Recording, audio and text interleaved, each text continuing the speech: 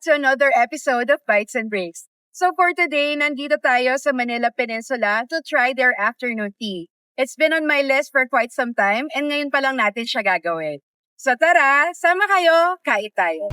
Okay, so may fair kasi ngayon dito sa Manila Peninsula kaya medyo mahirap yung parking. I have to park all the way dun sa Greenbelt. Pero si Ara and si Mama nandito na sila. So sunod na lang tayo sa kanila. Dito tayo papasok sa may Escolta entrance.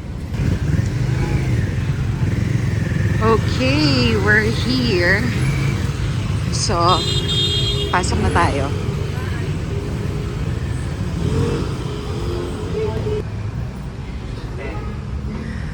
Okay, here we go.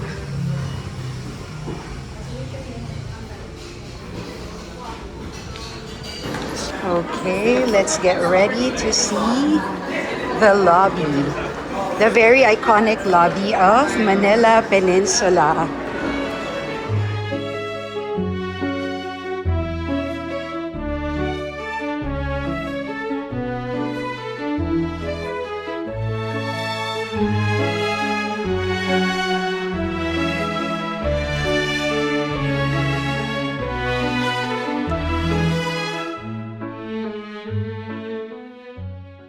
Okay, so ito yung menu nila for the afternoon tea. You have the option to change yung tea to coffee if you want. Pero syempre, this is afternoon tea, so we'll go for the tea. Order na tayo. Okay, so we're here at the lobby of Manila Peninsula. This is very iconic and you have probably seen this in a lot of Filipino movies. Medyo historic din yung place because of the siege that took place here a few years back. So yan, medyo marami yung tao ngayon on this Sunday afternoon because there's a fair. But yeah, ang ganda ng place. Even though marami yung tao, you wouldn't feel, it doesn't feel really crowded. It's just fine. Thank you. There. Thank you so much. Ito po para sa scones po natin, mama. Itong banana bread din. Thank you. Ano po ba sila? Hindi ko Yeah, thank you. We'll just wait for the tea and the hot chocolate. Okay, nandito na yung afternoon tea set natin. So, we have the tea, which is yung Earl Grey yung kinuha natin. And we also ordered the Vienna hot chocolate and then also an iced Americano. So, yan, 3 layers siya. And for afternoon tea, there's proper way to eat it. So, you start your way from the bottom, yung mga scones and quiche, and then you work your way up to the middle one, which is yung little sandwiches, and then yung sweets nandyan sa taas.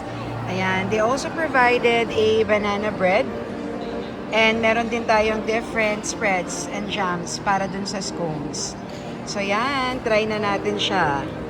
Okay, so nandito na yung afternoon tea set natin. Let's start with the tea itself. This is Earl Grey. Oops.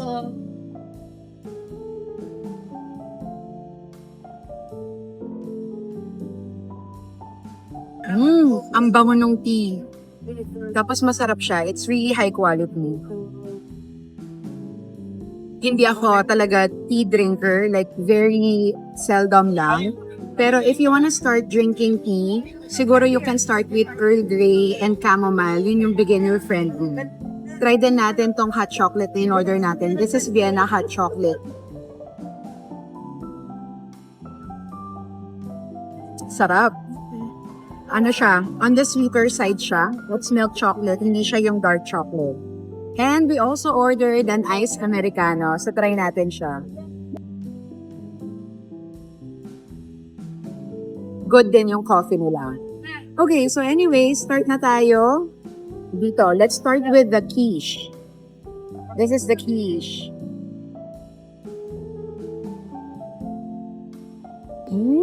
Ang sarap. Sarap na.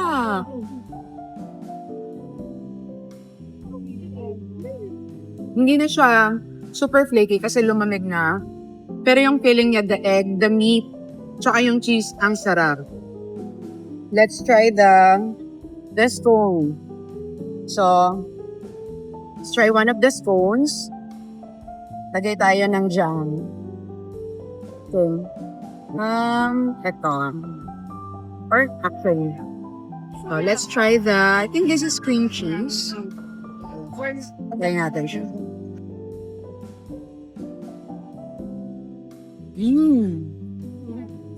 Ah. Let's try the other one. Ito na lang gamitin ko This is jam.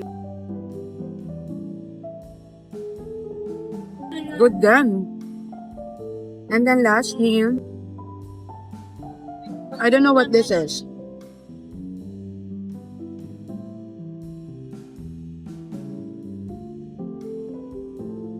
Parang custard.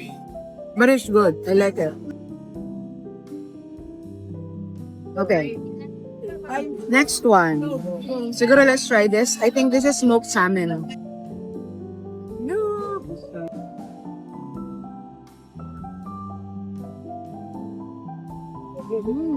Ay, ang sarap.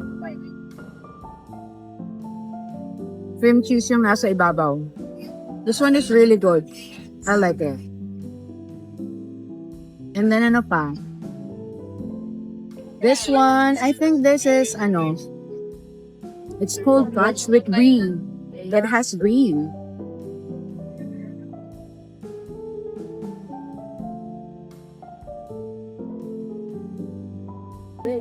Ayun. Ang sarap ng brie, grabe. It's so good. Actually, ang dami nito For the price, this is 2,999. It's really good. Ang dami niya. Good for 2 siya, pero actually pwede siya sa 3. And then, ano pa bang ibang sandwich na dito? Yes, this is a toasty. I think this is a toasty. Try natin.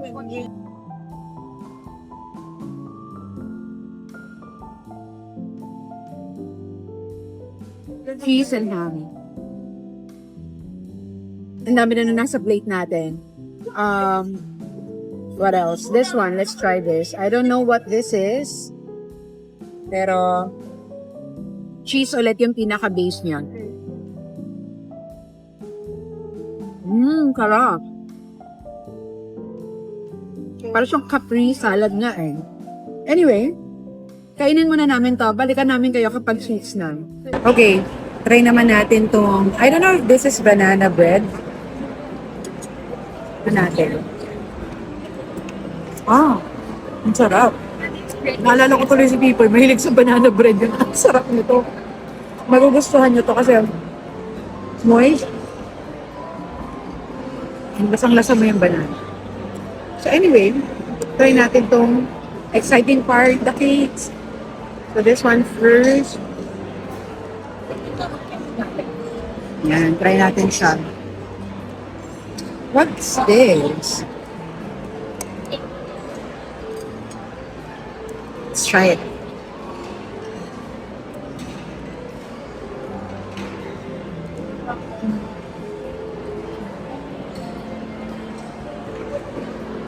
Yung outer layer niya, para siyang white chocolate na kinover sa, I don't know, strawberry. May konting jam siya sa loob. It's okay, pero hindi siya stand out. Okay, try natin to. This one is, see, para siyang malalaglag. Meron siyang parang coffee bean. Maybe this is mocha or espresso. Let's see. Ang galing ko. Mocha. Ang sarap nito. What's next? Let's use our fingers for this one. Very delicate yung itsura niya. See? So cute. Let's try it. I don't have high hopes. Mukhang fruity to.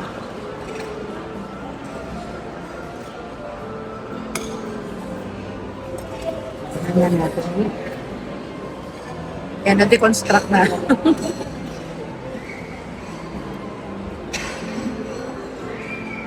Kung gano'ng malasahan.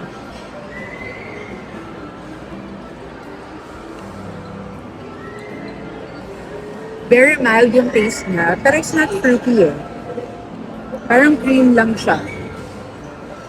Okay, and last but not the least, the macarons. I'm excited for this.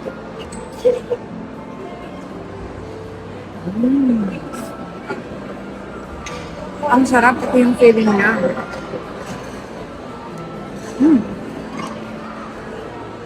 This is really good. Yung favorite ko, this one, and parang mukha. So anyway, enjoy muna namin to. We'll see you later!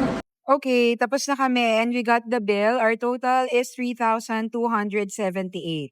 Grabe pero for the price, sulit siya, Nora. Sobrang sulit, ang daming Sandwich. ha? Mga sandwich. Oo, masarap yung mga sandwich niya. Tapos, basta, for me, sulit siya. And it can be shared, to be honest, up to 3 people. So anyway, tapos na kami rito. We'll see you at the next stop. Okay, so tapos na tayo sa afternoon din natin sa Manila Peninsula. For the price I would highly recommend it and make sure that you reserve in advance. So anyway, punta na tayo sa Greenbelt. Doon tayo nakapark. And I don't know, maybe lakad-lakad lang tayo around the area. Wala naman tayong other plans for today. Okay, hindi tayo madalas sa Makati pero ito yung maganda sa kanila, yung mga underground na tawiran. It's very nice and very pleasant. May escalator pa sila. And it's working even on a Sunday. Okay, so nandito na tayo sa Greenbelt. Sayang maulan, but this is one of the nicer malls dito sa Metro Manila because of the green spaces. So yeah, maglalakad-lakad lang tayo dito.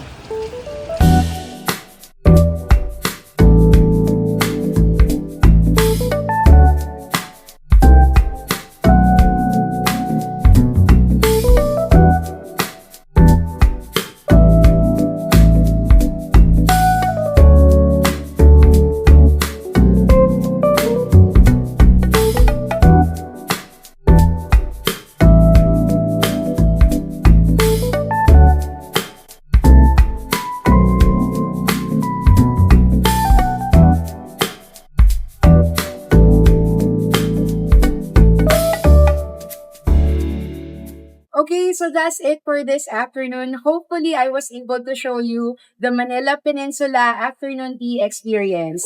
So maglalakad-lakad na lang kami dito. We'll enjoy the rest of the day and I'll see you on the next vlog. Bye!